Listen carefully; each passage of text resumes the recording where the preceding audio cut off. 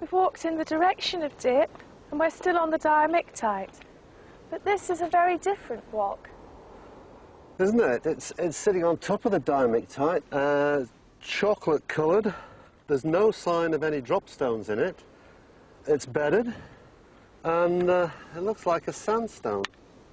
Yeah, well, it's certainly not chocolate coloured inside, it's white, look.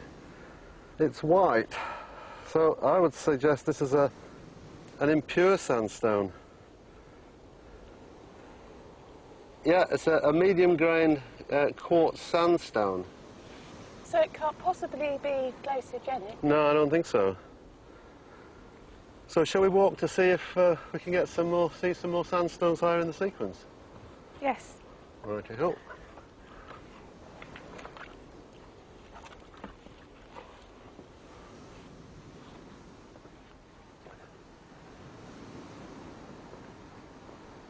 Yeah, the higher sandstones are white, pure quartz, I think, and wonderful planar bedding. High energy currents and laminar flow. Yeah. Well-bedded sandstones often contain structures related to the environment of deposition. From a distance, ripples of different kinds can sometimes be seen preserved on the bedding planes. Here are some ripples. They look to me as if they're asymmetrical. Yeah, so they are. They indicate the current flow. Grains transported by the current along this gentler slope and then deposited down current on the steeper slope. So I think they indicate current flow towards the modern north.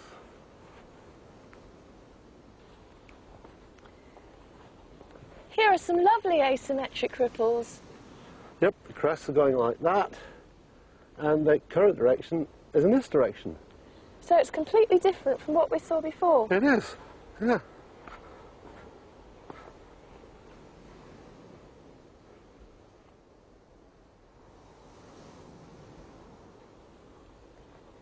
Here's a ripple in cross-section. Yep, and the current direction is again towards the modern north. Sandstone strata can be complicated when seen in cross-section, sometimes showing cross-stratification related to ripple formation. Some clearly express sediment transport directions. The structure at the centre preserves laminations that were deposited on the lee slope of a migrating asymmetrical ripple. Their direction of dip is that of the ripple-forming current to the modern north. At the top right is a similar structure, but in this case current flow was in the opposite direction. An even better example of a migrating ripple in cross-section again shows a northward flow direction. At least on a small scale, the sandstones clearly show evidence for shifting directions of water flow. Current indicators in sandstones also occur on a larger scale. The lower part of the cliff shows cross-stratification formed by a large sand wave, a mega-ripple or subaqueous dune. The dip of this kind of large-scale cross-stratification indicates southward current flow and high energy currents. The sandstones are full of evidence for alternations in flow direction. This is characteristic of tidal action in shallow water. With 2 tides each day and an ebb and a flow for each of them, inevitably evidence for varying current directions will be preserved in tide-dominated sediments.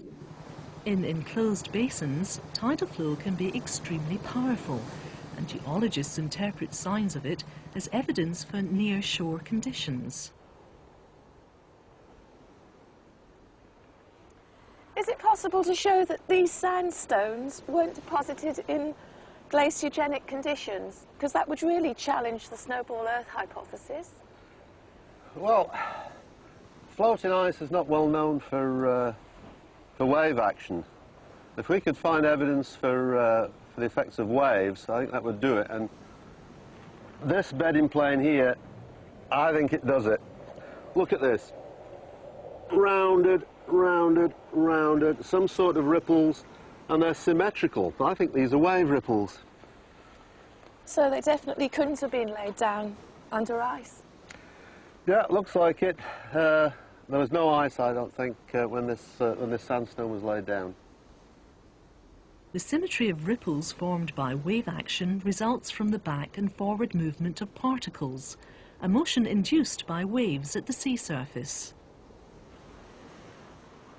Look, we've come to the top of the sandstone and the boundary and another diamictite. Oh yeah. Well, there's two diamictites. One underneath the sandstone, so glaciogenic diamictite, tidal sandstone, glaciogenic diamictite. So we have two different environments. Yeah, well, that's not easy to reconcile with the snowball Earth hypothesis.